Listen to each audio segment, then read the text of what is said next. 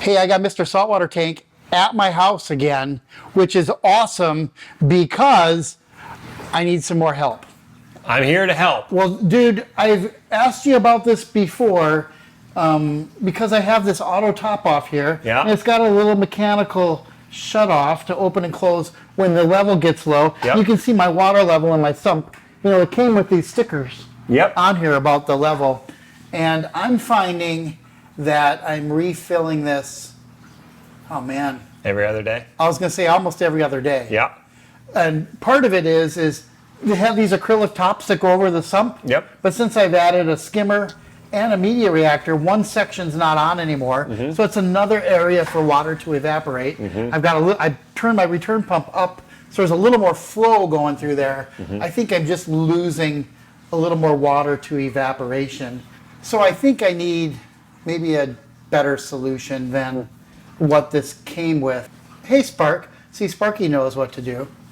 Yeah, get to work on the tank, buddy. Sparky, what about this auto top off here? Up there he goes. He quit on A lot the of job. help you were. Thanks, buddy. What's the matter? Am I not paying attention to you today? Do you see it down there? What do you think? Do I need more water in there? What? You're scared. Go see Bridger. You like barking at him and attempting to kill him. Is there something else I can do, maybe a better solution than this little thing? Yeah. It's called an auto top-off system, which, let me be clear, that's what that is. That's an auto top-off system. Right.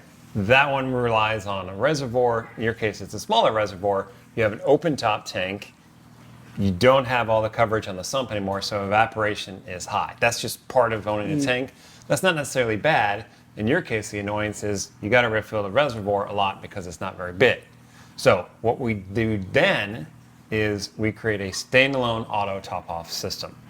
This has been good because it's been low tech, and when you first got the tank, you didn't know what you didn't know. I just needed a solution that would work, and the Pro Clear is nice because they have that built in.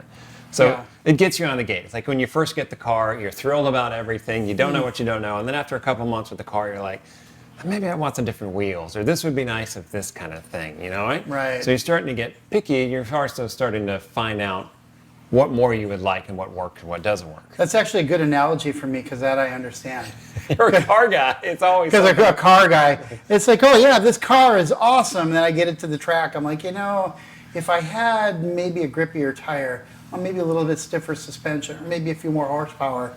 And I would say that this has a little more horsepower than it came with. Yep. Because now I've tweaked it a little bit. There's a few more components in there. The other piece of that, Jimmy, is that the driver is getting more experienced. You're familiar with your tank now. Exactly. You're starting to get used to it, and you're starting to form opinions, which is fine, because if you don't have any success with the tank, you never get to that point. So now you're starting to wanting to tweak things and make it a little bit better. So the stock solution is great. If anyone watching the show, if they're like, do I have to do this? Absolutely not. You don't have to add another auto top off. In your case, you're wanting to not have to refill the reservoir frequently, so we're going to create a reservoir outside of the tank, and then we need a pump to pump water in it. So then we need a standalone auto top-off system. So that's a system that doesn't rely on gravity, some electronics in that to sense the water level on your sump, and then when it gets low, a pump turns on to pump water out of the reservoir into your sump to refill the evaporated water. Yeah, perfect. So in your case, what's going to happen is we're going to have a reservoir outside of your tank. We can get a 5-gallon bucket or a jug. You can maybe even find like a 10-gallon depending on how much space you have. And then you may only have to refill that once a week. Well, I have a space next to my aquarium here. Yep. That you really can't see from the hallway. My couch is usually right over here. Yep. So it's a good little alcove that I could hide something in there. And I was thinking of maybe putting a cabinet where I could put my test kits and that kind of thing. So what we're going to do is get a 5-gallon jug. I like the jugs because they have a handle and they have a top on them, so if you're sloshing it, it's not going to spill in the house. You get 2 of them, and you just replace them. You pull the one out, move the pump over, put the new one in, you take the jug down the hall and refill it whenever. All right, Jimmy, the standalone top-off system that is really the golden standard of the industry that I've used for years is the Tunzi osmolator. This has an electronic eye built into it, so we're not relying on a float valve. It has its own pump. It has backups built into it, so it's very, very safe. Check it out. Ah, look at that. It looks fancy, and it's gonna have another power supply and a little display. It's very small. Do you have to mount this somewhere? Well, in your Outside? case, no, you don't. You got all your stuff just sitting don't out look- there don't look dumped in on there. the floor. No, you don't have to mount anything, Jimmy. Okay. Oh, there's that fish, like SaltwaterAquarium.com's Yeah, logo. there you go, What man. is that kind of fish? It's an emperor angelfish. Can I get one of those in here? If you wanted to eat your coral, sure. How come everything I think is cool? It's like, if you wanted to eat your coral, if you wanted to kill your other fish, if you want to... Do you think this fish is cool? He's pretty cool. Yeah, okay, good. He's even not your as cool as that emperor, what is it, angel? We can find you other fish. What is that this are also called? Emperor angelfish. Emperor angelfish. They are cool. Okay, perfect. All right? That I can do. All right, it's happy hour, so I'm going to leave you alone to set that up. You and the osmolator can get cozy. I'm going to go have Osmolator. A cold I've got drink. another saltwater aquarium term. Osmolator. That's the name That'll of the go. product. Oh, It's not a term. it's not a It term. can be a term. But you know what, Jimmy? I thought it was an osmolator. It's This comes from Tunzi, and they sell products Tunzi. worldwide. Yeah. okay. And it comes with like a manual and 8 different languages. Perfect. Hopefully I can find English. Yeah, maybe. So I've got a new Tunzi osmolator, 3155. Do you think I should have maybe gotten the 2155 or the 41?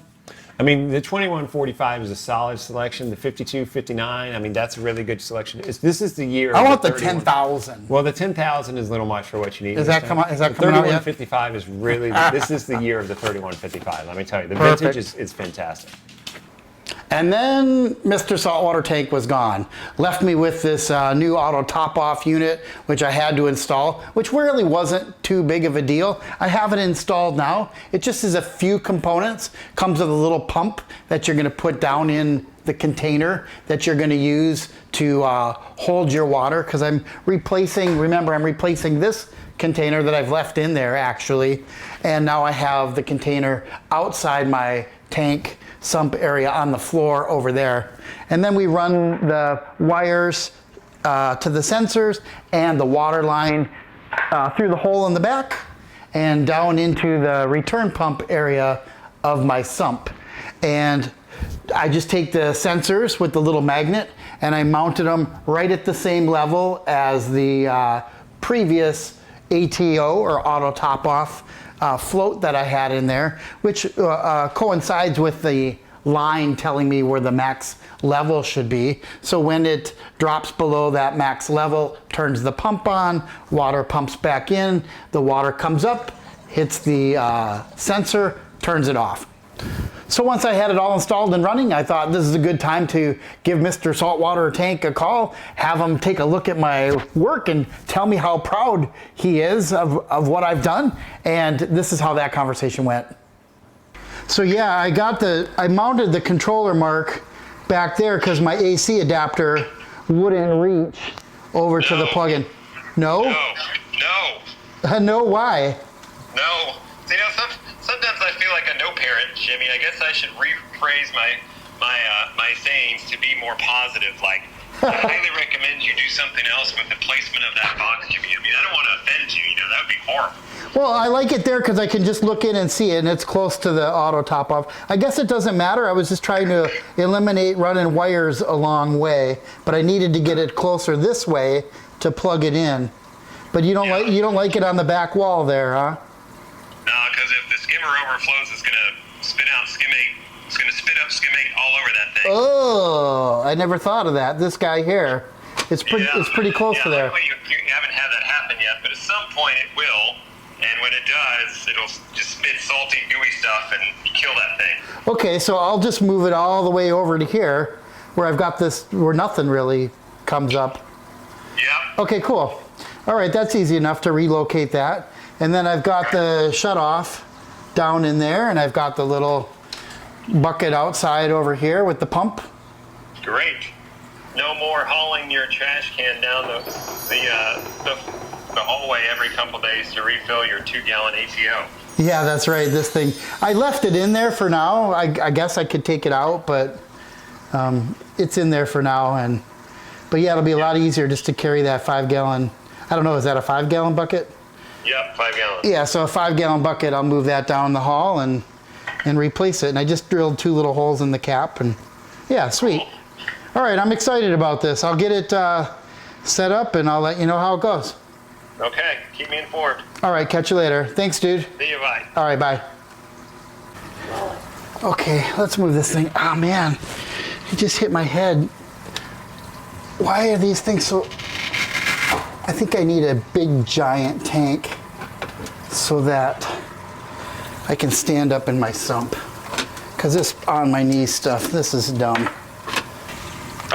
On my knees. I need knee pads.